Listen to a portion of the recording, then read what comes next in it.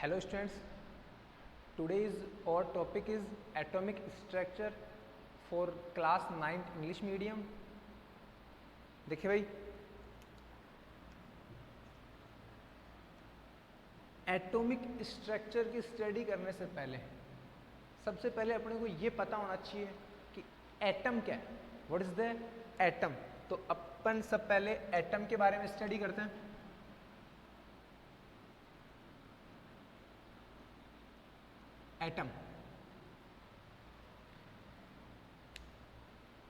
Atom आपका एक scientist था डॉल्टन।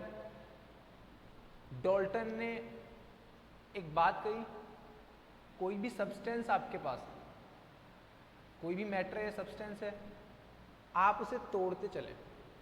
जब आप उसे डिवाइड करेंगे, तोड़ते जाएंगे, डिवाइड करते जाएंगे, तो लास्ट में एक ऐसा पार्टिकल आपको मिलेगा जिसे आप आगे डिवाइड नहीं कर सकते। तो उसे डॉल्टन ने क्या कहा? एटम। इस पार्टिकल को क्या कह दिया?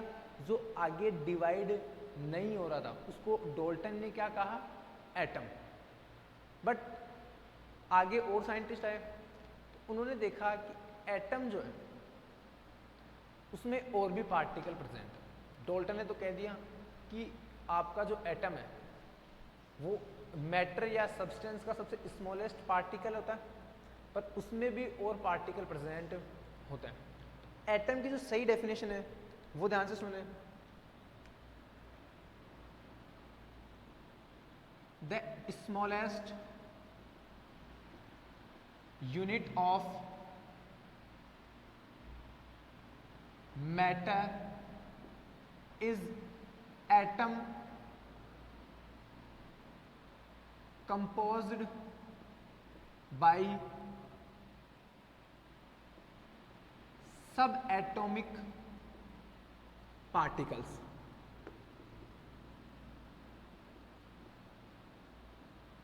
एटम क्या है? The smallest unit of matter is atom to composed by subatomic particle. और वो कौन से पार्टिकल्स हैं? सब एटॉमिक पार्टिकल्स जिनसे एटम कंपोज होता है, मिलकर बना होता है। तो देखिए, एटम के जो सब एटॉमिक पार्टिकल्स हैं,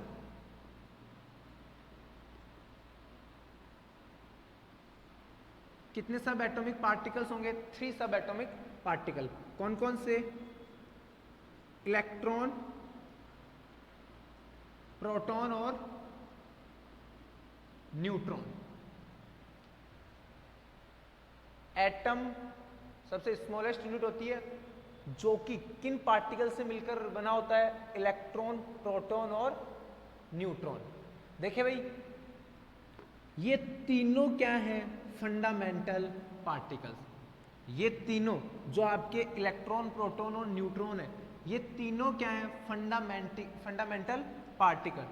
बट जो आपका इलेक्ट्रॉन और प्रोटॉन है वो क्या है? Universal fundamental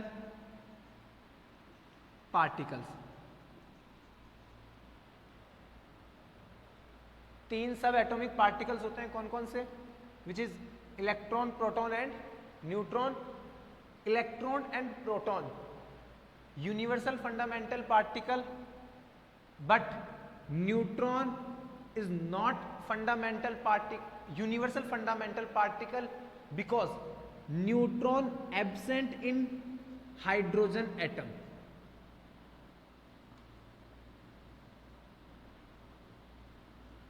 absent in hydrogen atom। देखिए भाई, सिंपल सी बात है, इलेक्ट्रॉन, प्रोटॉन, न्यूट्रॉन तीनों क्या है? फंडामेंटल पार्टिकल है। बट इनमें से मैंने 2 पार्टिकल्स को, इलेक्ट्रॉन और प्रोटॉन को क्या कहा है? Universal fundamental particle. It means, ये क्या बात है? इलेक्ट्रॉन यूनिवर्सल किसको कहा जाएगा? जो हर एक एटम में प्रेजेंट होगा, उनको अपन क्या कहेंगे? यूनिवर्सल। अब मैं कहूं एयर, आपके जो भी यूनिवर्सल का मतलब होता है सन, यूनिवर्स, पूरे यूनिवर्स को दिखता है या नहीं? तो आपका यूनिवर्सल क्या होगा, जो सबके लिए सेम, यानी इलेक्ट्रॉन और प्रोटॉन हर एक एटम में प्रेजेंट होगा। और आपका न्यूट्रॉन सिर्फ क्या है, फंडामेंटल पार्टिकल। इसको अपन ने यूनिवर्सल फंडामेंटल पार्टिकल नहीं बोला। रीजन क्या होगा, बिकॉज जो आपका न्यूट्रॉन है वो एब्सेंट होगा किसमें, हाइड्रोजन एटम में। इसका मतलब सभी एटम में प्रेजेंट नहीं है, तो वो यूनिवर्सल फंडामेंटल पार्टिकल नहीं होगा। बात सबको समझ में आ गई। अब इन सब की स्टडी करेंगे अपन, इलेक्ट्रॉन, प्रोटॉन और न्यूट्रॉन की। देखिए भाई, सबसे फर्स्ट अपने पास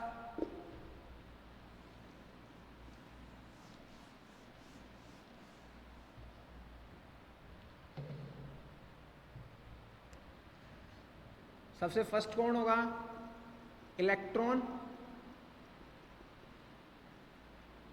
इलेक्ट्रॉन जो है वो डिस्कवर्ड बाय जे थॉमसन इन 1897। आपका जो इलेक्ट्रॉन है उसकी डिस्कवरी कब हुई है, 1897 में हुई है। और किसने की है, जे थॉमसन। आपसे पूछा जाए कि इलेक्ट्रॉन की डिस्कवरी किसने की है, तो क्या होगा आंसर, जे थॉमसन। ठीक बात है। नेक्स्ट, इलेक्ट्रॉन पर जो चार्ज होता है, इलेक्ट्रॉन पर जो चार्ज होगा वो चार्ज कितना होगा, उसका जो नेचर होगा वो तो कैसा होगा, नेगेटिव। उसका नेचर में कैसा होगा, वो नेगेटिव। और जो उसकी वैल्यू होगी, मैग्नीट्यूड होगा, वो कितना होगा, 1.6 into 10 to the power -19 coulomb. Coulomb क्या होती है, चार्ज की ऐसा यूनिट होती है। ठीक बात है। नेक्स्ट बात करें मास of electron. Mass of electron, electron का मास क्या होगा, तो ध्यान से देखें, मास होता है 9.1 into 10 to the power -31 kg। ये तो किसमें है, किलोग्राम में। कभी आपसे क्वेश्चन पूछा जाए कि मास ऑफ इलेक्ट्रॉन कितना होगा, तो आप बता देंगे। अगर केजी में पूछा जाएगा तो 9.1 into 10 to the power -31 kg। But अगर कभी क्वेश्चन में ग्राम में मास पूछ ले, तो ग्राम में मास पूछ ले तो आपको कन्वर्ट करना आना चाहिए कि केजी को ग्राम में कैसे कन्वर्ट किया जाएगा। तो ध्यान से देखें, 1 kg किसके कितने इक्वल होता है रे, 1000 ग्राम के इक्वल होगा। 1 kg 1000 ग्राम के इक्वल होता है। तो सीधे से मैं इसको ऐसे लिख सकता हूं 9.1, इसकी बात कर रहा हूं मैं, 9.1 into 10 to the power -31 into 1 kg। कोई फर्क पड़ेगा, 1 को इससे मल्टीप्लाई किया तो केजी का केजी लगा जाएगा, 1 से कोई फर्क नहीं पड़ेगा। अब देखिए, मैं क्या इस 1 kg, ये 1 kg किसके इक्वल है, 1000 ग्राम के इक्वल है। तो अगर मेरे को यहाँ ग्राम, इसको ग्राम में चेंज करना है, तो मैं इस 1 kg की वैल्यू क्या लिख दूंगा, 1000 ग्राम। तो यहां से क्या हो जाएगा, 9.1 into 10 to the power -31 kg into 100 gram. और क्या आप इस 100 को 10 टू द पावर 3 लिख सकते हैं, हाँ कि ना। मैथमेटिक्स है हल्की सी। 1000 को आप 10 टू द पावर 3 लिख सकते हैं। तो मैं इसको 9.1 into 10 to the power 31 into 10 की पावर 3 ग्राम। अब क्या ग्राम में कन्वर्ट हो गया। जब आप इसे सोल्व करेंगे तो इसकी जो बेस है वो तो क्या है, सेम है। तो आप सब जानते हैं मैथमेटिक्स रूल्स होते हैं कि अगर बेस समान हो तो जो पावर होती है वो क्या होती है, सीधे ऐड होती है। सीधे ऐड होगी तो -31 प्लस 3 कितना हो जाएगा, देखिए भाई, -31 प्लस 3, क्या जब इनको ऐड करेंगे तो जो आपका लार्ज नंबर है वो माइनस का है, तो आपका जो रिलेटेंट आएगा वो भी किसका आएगा, माइनस का, और कम हो जाएगा। तो 31 में से 3 लेस करेंगे तो 28।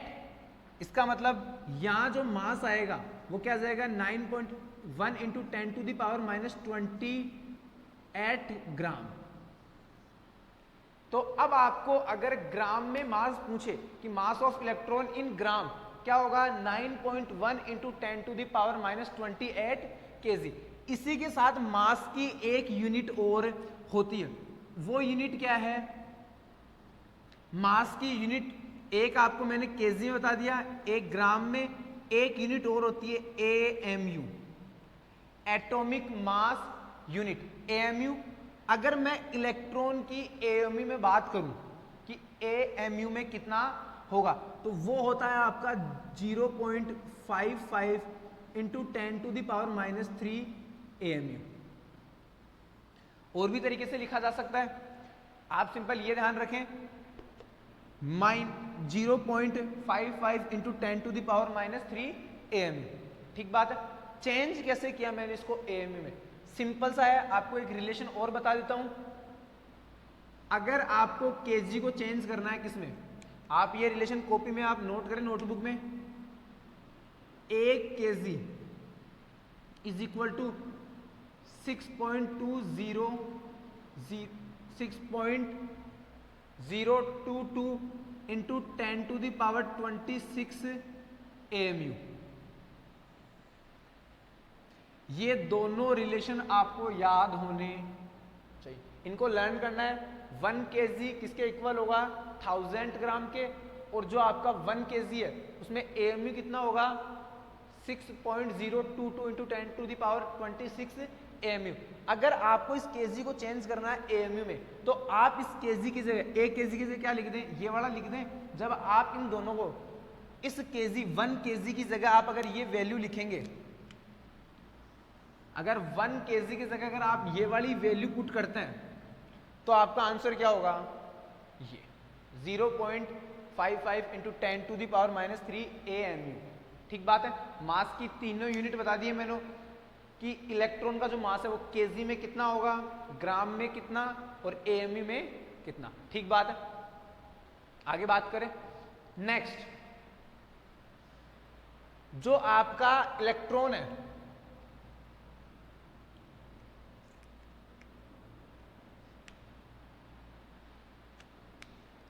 सिंबल की बात करते हैं।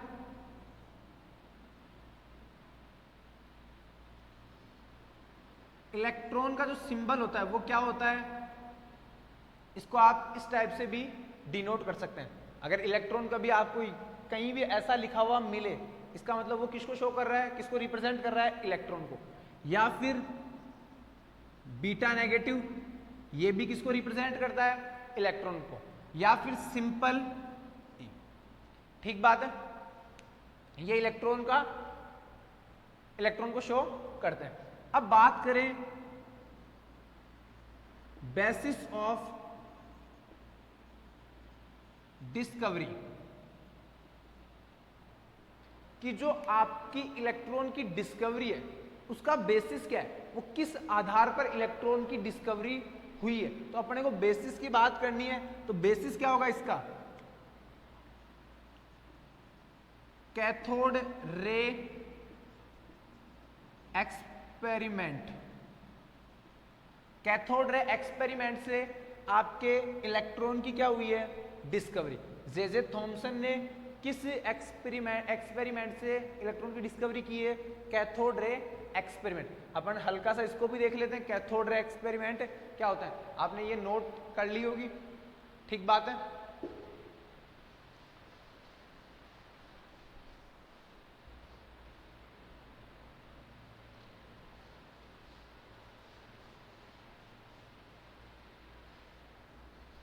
हाँ भाई देखें,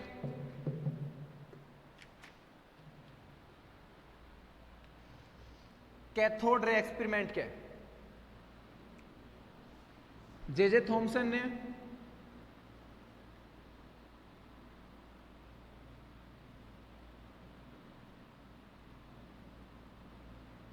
एक इलेक्ट्रिकल इमर्जन ट्यूब,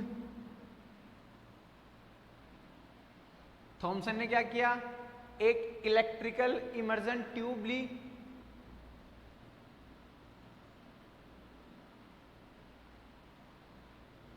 और इसके दोनों side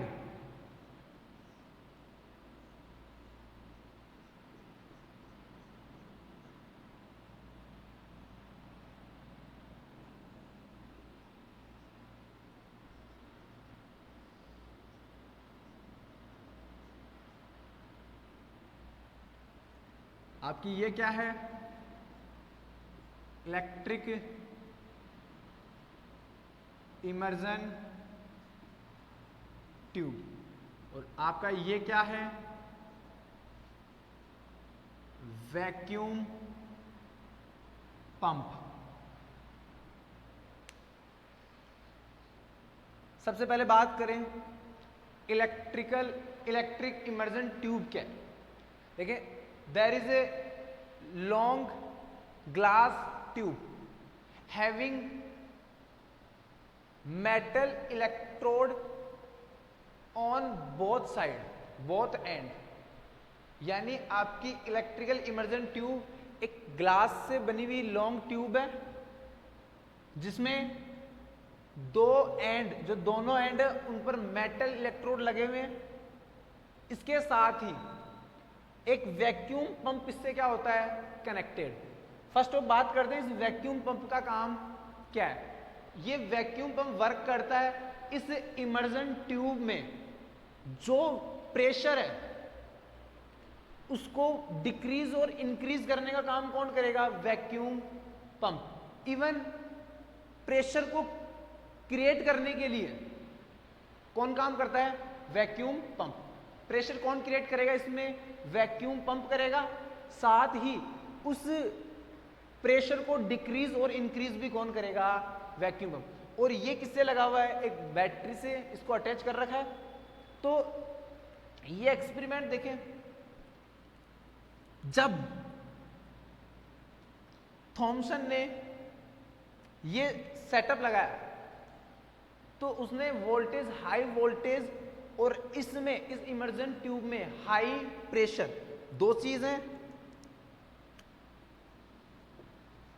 high voltage and high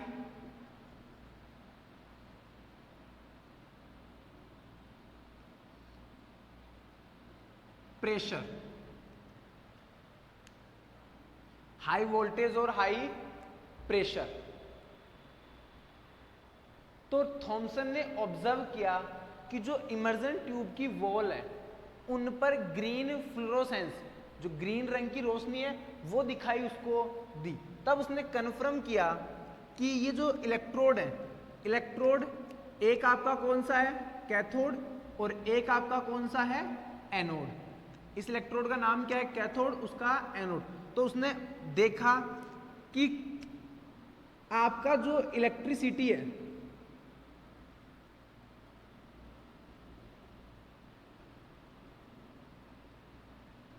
आपने वोल्टेज दिया है, बैटरी है, इसका मतलब इसमें करंट फ्लो होगा, इलेक्ट्रिसिटी होगी।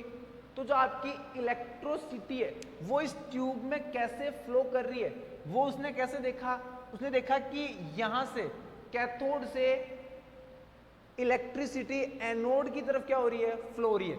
यानी डायरेक्शन तो आपको पता चल गई कौन सी थी, कैथोड से एनोड की तरफ उसे इलेक्ट्रिसिटी का क्या दिखा, फ्लो दिखा। और ये फ्लो रेज की फॉर्म में था, किस फॉर्म में था, रेज की फॉर्म में। और इन रेज की फॉर्म को थॉमसन ने क्या कहा, कैथोड रे। क्या कहा, क्या बात समझ पा रहे हैं? सिंपल सी बात है, एक्सपेरिमेंट देखें ध्यान से, कोई ज्यादा नहीं है। थॉमसन ने एक इलेक्ट्रिक इमर्जन ट्यूब ली। इलेक्ट्रिक इमर्जन ट्यूब क्या होती है, सिंपल सा एक ग्लास ट्यूब होती है। उस ग्लास ट्यूब पर दोनों एंड्स पर दो मेटल इलेक्ट्रोड लगाए उसने, साथ ही इसको एक वैक्यूम पंप से कनेक्ट किया। वैक्यूम पंप का वर्क होता है इसमें प्रेशर को क्रिएट करना, जो आपकी इमर्जन ट्यूब है उसमें प्रेशर क्रिएट करना और प्रेशर को इंक्रीज और डिक्रीज करना। अब देखें, उसके बाद में इसने हाई वोल्टेज और हाई प्रेशर पर ऑब्जर्व किया कि इस जो इमर्जन ट्यूब की वॉल है उस इमर्जन ट्यूब की वॉल पर ग्रीन फ्लोरोसेंस उसको दिखाई दिया। तब उसने कंफर्म किया इस एक्सपेरिमेंट से कि जो इलेक्ट्रिसिटी है उसका फ्लो इस ट्यूब में किस टाइप से हो रहा है, कहां से कहां हो रहा है, कैथोड से एनोड की ओर। और ये किस फॉर्म में हो रहा है, रेज की फॉर्म में। और इन रेज को क्या कहा, कैथोड रे। और बाद में यही कैथोड रे किसके नाम से जानी गई, इलेक्ट्रॉन के नाम से जानी गई। ठीक बात है, याद रह जाएगा। अब बात करते हैं इन कैथोड रे की कुछ प्रॉपर्टी। तो इन कैथोड रे की प्रॉपर्टीज की मैं बात करूं,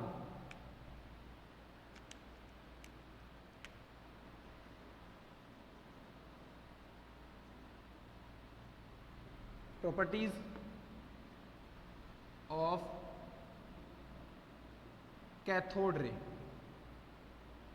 कैथोड जो रे उनकी अगर प्रॉपर्टीज की बात की जाए तो फर्स्ट प्रॉपर्टी क्या है, they move in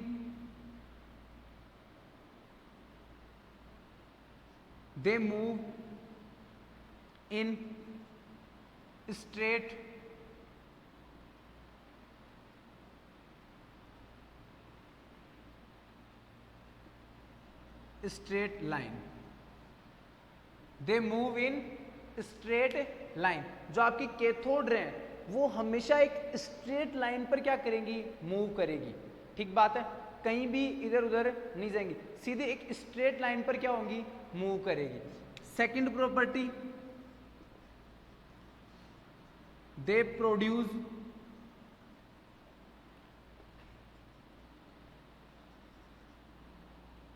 fluorescence. They produce fluorescence, यानी ये जो कैथोड रे ये रोशनी को क्या करती है, प्रोड्यूस करती है। थर्ड प्रॉपर्टी की मैं बात करूं, they are affected by electric field, electric and magnetic field. यानी जो आपकी कैथोड रे हैं वो इलेक्ट्रिक फील्ड और मैग्नेटिक फील्ड से क्या होती हैं, अफेक्टेड होती हैं।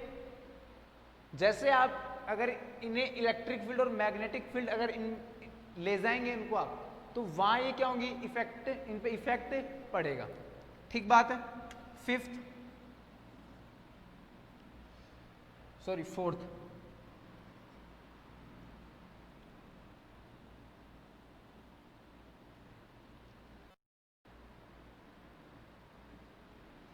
the E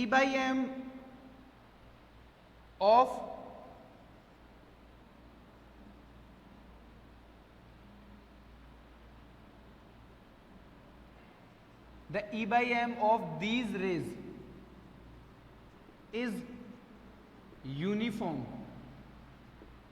जो आपका इन रे का E by M होगा, अपन अभी बात करेंगे E by M क्या है, पर एक चीज आप ये याद रखें कि जो कैथोड रे हैं उनका E by M क्या होता है, यूनिफॉर्म, फिक्स होता है एक। आपको ये चीज याद रखनी है कि कैथोड रे का E by M, आप चिंता ना करें E by M क्या है, अभी जस्ट पढ़ेंगे अपन तो E by M का बारे में तब। पर आप ये तो याद रखें कि E by M जो कैथोड रे का होता है वो क्या होता है, एक यूनिफॉर्म होता है। Next, they made up negatively charged particles। जो आपकी कैथोड रे हैं वो किससे बनी होती है, नेगेटिवली चार्ज्ड पार्टिकल से बनी होती है। सिंपल सी बात है, they made up negatively charged particle.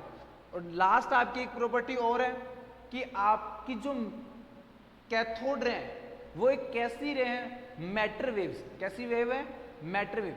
आप इनके बारे में 12th में अच्छे से पढ़ेंगे, मैटर वेव्स क्या होती हैं। अपने को सिंपल सी कैथोड रे की प्रॉपर्टी में याद रखनी है, जो कैथोड रे हैं उनकी प्रॉपर्टीज क्या क्या है। एक तो स्ट्रेट लाइन में मूव करेंगी, सेकंड है वो फ्लोरोसेंस प्रोड्यूस करेंगी, थर्ड है कि वो इलेक्ट्रिक फील्ड और जो आपका मैग्नेटिक फील्ड उनसे इफेक्ट इफेक्टेड होती हैं। और जो आपका ई बाई एम है कैथोड रे का, वो क्या होता है, यूनिफॉर्म होता है और ये आपके नेगेटिव चार्ज पार्टिकल से बनी होती है। और लास्ट में आपकी जो है वो एक मैटर वेव है। ये प्रॉपर्टी आपको याद रखनी है, अभी बाद में इनके बारे में डिटेल से चर्चा करेंगे अपन, ठीक बात है। हाँ भाई, ये इलेक्ट्रॉन की आपकी डिस्कवरी कंप्लीट। अपन अब एक टॉपिक पढ़ते हैं इसमें,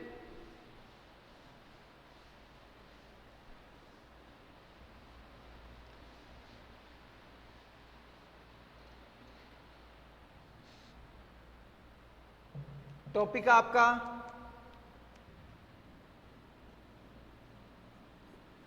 स्पेसिफिक चार्ज। जो अभी अपन ने बात की है e by m, specific charge. Specific charge क्या होता है? स्पेसिफिक चार्ज होता है the ratio of charge to mass. यानी आपके चार्ज, किसी भी पार्टिकल का आपको स्पेसिफिक चार्ज, या इसी को आप क्या कह सकते हैं, ई बाई एम, अगर देखना है क्या होता है तो वो क्या होगा, चार्ज अपॉन मास। यानी चार्ज और मास का जो रेशियो है वो क्या कहलाता है आपका स्पेसिफिक चार्ज।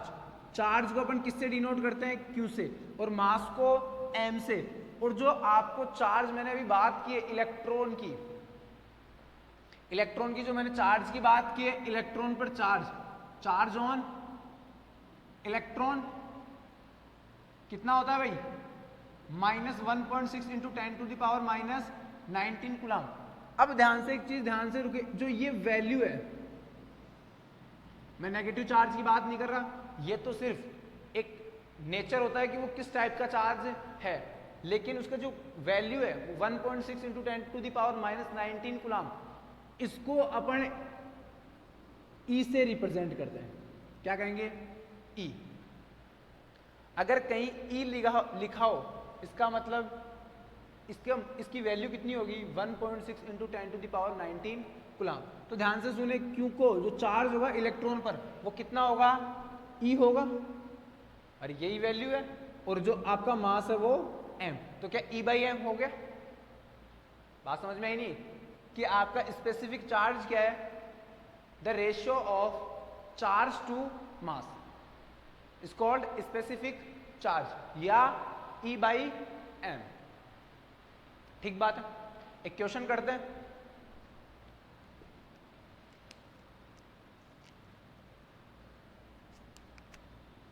इसको अपन ने ब्रैकेट में बंद कर दिया। क्वेश्चन देखिए भाई,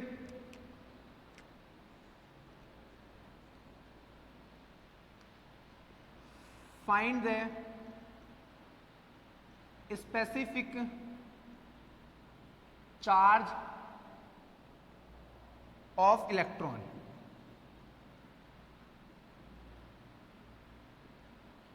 find the specific charge of electron. Electron का स्पेसिफिक चार्ज आपको क्या करना है, कैलकुलेट करना है। देखिए भाई सॉल्यूशन, आपको मैंने स्पेसिफिक चार्ज का फॉर्मूला बता दिया है कि आपका जो स्पेसिफिक चार्ज है,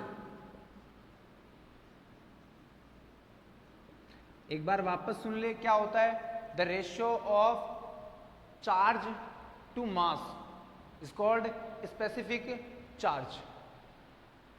कोई भी पार्टिकल आपको दिया हो, उस पार्टिकल का अगर आपको स्पेसिफिक चार्ज, या डायरेक्ट क्या पूछ सकता है, ई बाई एम, उसको क्या बोल सकता है, ई बाई एम। अगर कैलकुलेट करवाए तो आपके पास उस पार्टिकल की दो चीजें होना जरूरी है। कौन कौन सी, एक तो उसका चार्ज और एक उसका मास। तो ध्यान से देखें, इलेक्ट्रॉन का स्पेसिफिक चार्ज क्या हो जाएगा, चार्ज अपॉन मास। कैलकुलेट करते हैं, चार्ज, इलेक्ट्रॉन का चार्ज, चार्ज ऑन इलेक्ट्रॉन कितना होता है, अपने को साइन से कोई मतलब नहीं है, अपने को वैल्यू चाहिए, कितनी होती है, 1.6 इंटू 10⁻⁻19 कूलम। और मास कितना होगा, अगर मैं ग्राम में लिखूं तो gram, mass of electron in gram 9.1 into 10⁻⁻28 gram. जब आप इसे सॉल्व करेंगे, जब आप इसे सॉल्व करेंगे तो ध्यान से देखें, सिंपल सा है सॉल्यूशन। पावर कट जाएगी, यहां भी माइनस की, ऊपर भी माइनस की, तो 28 माइनस 19 क्या होगा, 9 बचेगा। तो यहां से क्या मैं ये चीज लिख सकता हूं, 1.6 डिवाइड बाई 9.1, और जो आपका नीचे क्या बचेगा, माइनस का 9 बचेगी पावर, 10 की पावर माइनस 9 बचेगा नहीं बचेगा, और ये जब ऊपर आएगा तो प्लस का 9 हो जाएगा, 10 की पावर 9। अब देखें यूनिट क्या आएगी स्पेसिफिक चार्ज की, कूलाम पर ग्राम, यूनिट भी याद रखनी है, कूलाम पर ग्राम। अगर मैं मास किलोग्राम में लेता तो यूनिट क्या हो जाती, कूलाम पर किलोग्राम। ठीक बात है। अब देखें आगे जब इसे सॉल्व करेंगे, आप इसे सॉल्व करेंगे तो जब आप इसका आंसर आ जाएगा 1.76 into 10 to the power 8 coulomb पर ग्राम। सबको बात समझ में आ गई? देखें यहां 9 था, यहां 8 कैसे कर दिया, सिंपल सी बात है, यहां जो वैल्यू आएगी 1.6 आप इसमें डिवाइड करेंगे 9.1 तो ये वैल्यू आएगी 0.176। यहां क्या आएगी 0.176 इंटू 10 की पावर 9 यह आएगा। जब अपने को पॉइंट अगर यहां लगाना है, यहां लगाना है तो क्या हो जाएगी, मैथमेटिक्स की बात है, 1.7 इंटू 10 की पावर 8, एक पावर कम हो जाएगी। हाँ भाई क्वेश्चन हो जाना चाहिए आपसे, सिंपल सा बताया, specific charge, charge upon mass. अगर मैंने आपको इलेक्ट्रॉन का स्पेसिफिक चार्ज पूछा है, E/m पूछा है, तो आप क्या करें, इलेक्ट्रॉन का चार्ज और उसका मास का क्या कर दें, डिवाइड कर दें, आपके पास जो आंसर आएगा वो क्या होगा, उसका specific charge.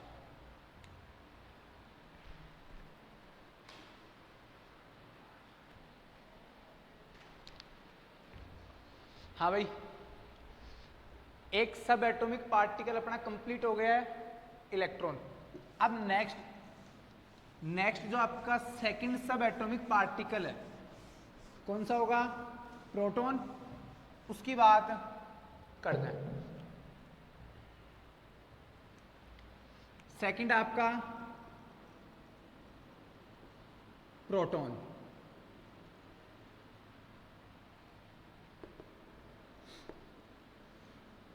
discovered by Goldstein in 1990,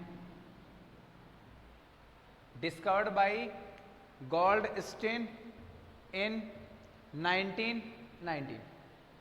देखिए भाई, जो आपका प्रोटॉन है उसकी डिस्कवरी किसने की है, गोल्डस्टीन ने। कब की है, 1919। ठीक बात है। देखिए चार्ज,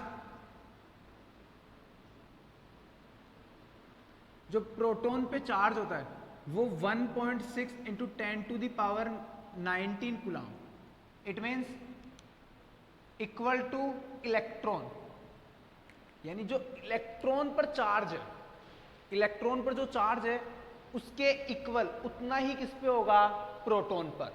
बट इलेक्ट्रॉन पर कैसा था, उनका जो नेचर होगा वो क्या होगा, अपोजिट होगा।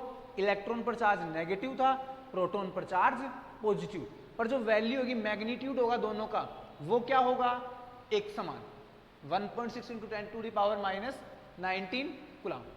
नेक्स्ट मैं बात करूं mass of proton, mass of proton MP, MP का मतलब मध्य प्रदेश नहीं है, क्या होगा, मास ऑफ प्रोटॉन। तो मास ऑफ प्रोटॉन जो है कितना होता है, 1.67 into 10 to the power 20 minus 27 kg, 1.67 into 10 to the power minus 27 KG. अगर आप इसे ग्राम में कन्वर्ट करना चाहें, ये तो आपको केजी में पूछे कि बताएं भाई मास ऑफ प्रोटॉन इन केजी, तो आप क्या बताएंगे 1.67 इंटू 10⁻⁻27 केजी। नेक्स्ट अगर पूछ लूं ग्राम में बताएं तो ग्राम में क्या होगा 1.67 इंटू 10⁻⁻24 ग्राम।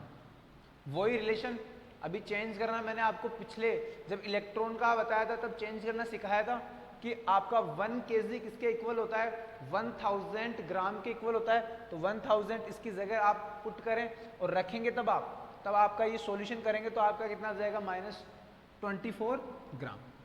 अगर मैं एएमयू में बात करूं एटॉमिक मास यूनिट में तो इसका कितना हो जाएगा 1 एएमयू। आप एक बार खुद कोशिश करें इनको चेंज करने की। मैंने एक क्वेश्चन में आपको बता दिया है, इन दोनों की वैल्यू बता दी, केजी को आप ग्राम में कैसे कन्वर्ट कर सकते हैं या फिर केजी को एएमयू में कैसे कन्वर्ट कर सकते हैं। दोनों रिलेशन याद रखना है और इनको कन्वर्ट आपको खुद को करना है। अब देखिए भाई मैं बात करूं दो चीजों की, जो चार्ज है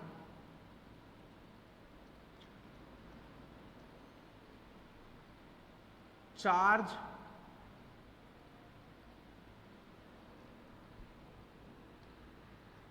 QE is equal to QP, हाँ कि ना। अरे इसका मतलब है जो प्रोटॉन पर चार्ज है क्या इलेक्ट्रॉन पर भी सेम चार्ज है? उतना ही चार्ज है बट उसका जो नेचर है वो क्या है अपोजिट। सिंपल सी बात याद रखनी है, इनका मैग्नीट्यूड तो क्या है इक्वल है, यानी जो क्वांटिटी है चार्ज की क्वांटिटी सेम है इलेक्ट्रॉन और प्रोटॉन पर, बट आपका जो नेचर है उनका दोनों का क्या है अपोजिट, उसका नेगेटिव और ये पॉजिटिव। अब मैं बात करूं मास की,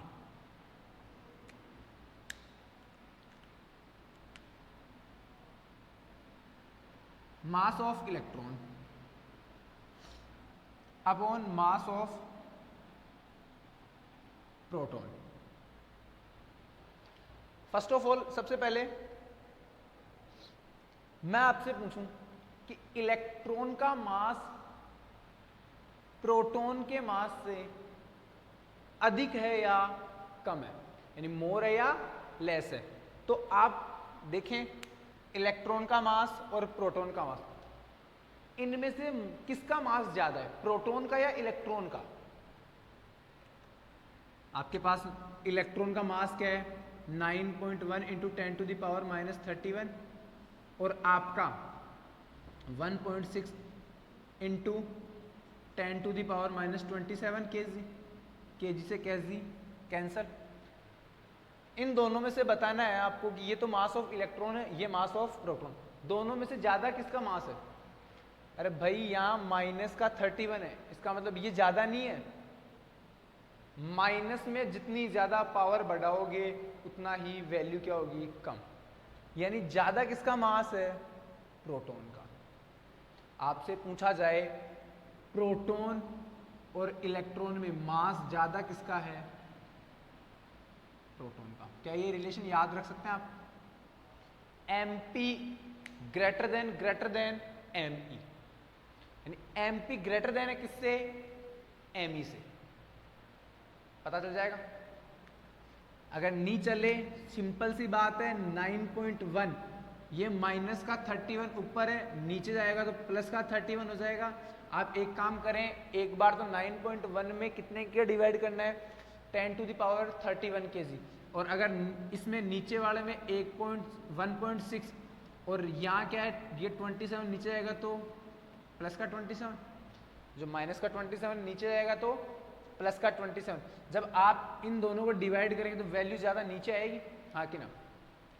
और जब आप इन दोनों को डिवाइड करते हैं, जब डिवाइड करेंगे तो ME upon MP is equal to 1/1837। इसका मतलब क्या है, जो अपन ने लिखा है इसका मीन क्या है, अपने को ये समझना जरूरी है। देखिए भाई, एम अगर मैं एम पी को क्रॉस मल्टीप्लाई कर सकता हूं, क्रॉस मल्टीप्लाई करेंगे तो मास of electron 1/1837 into mass of proton. देखिए भाई, इसका मतलब है, इस रिलेशन का मतलब है कि जो आपका इलेक्ट्रॉन का मास है वो प्रोटॉन के मास के 1/1837 मल्टीप्लाई में होता है। अगर आप मास ऑफ प्रोटॉन के मास को 1/1837 से मल्टीप्लाई करेंगे तो आपको किसका मास मिल जाएगा, मास ऑफ इलेक्ट्रॉन का मास आपको मिल जाएगा। या मैं इसको इस तरीके से भी लिख सकता हूं,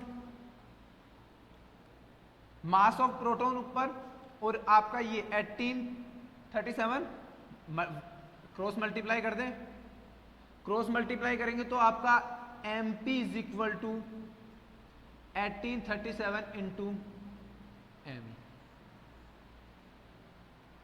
इट मीन्स आप मास ऑफ इलेक्ट्रॉन को 1837 टाइम्स अगर मल्टीप्लाई करेंगे, इससे मल्टीप्लाई करेंगे 1837 से अगर मास ऑफ इलेक्ट्रॉन को मल्टीप्लाई करेंगे तब किसका आएगा, मास ऑफ प्रोटॉन। कुल मिला के आपको मास ऑफ प्रोटॉन और मास ऑफ इलेक्ट्रॉन को इक्वल करना है।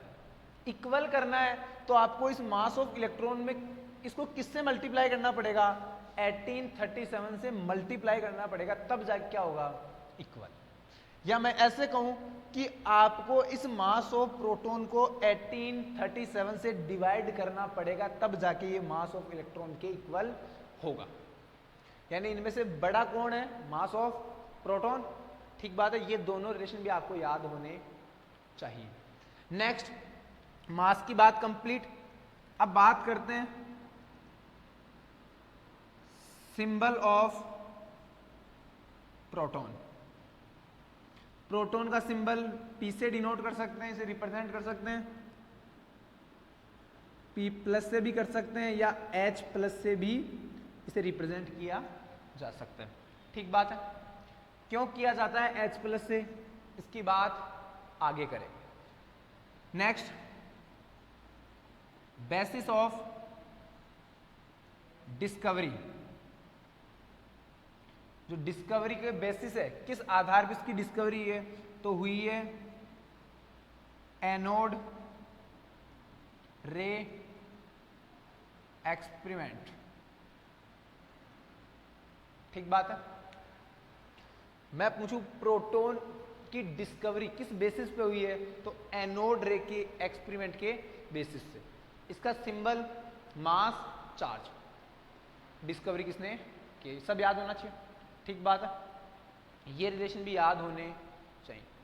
अब देखें ये एनोड रे एक्सपेरिमेंट क्या है, इसकी बात अपन नेक्स्ट लेक्चर में करेंगे। जैसे अपन ने कैथोड रे एक्सपेरिमेंट पढ़ा है वैसे ही एनोड रे एक्सपेरिमेंट है।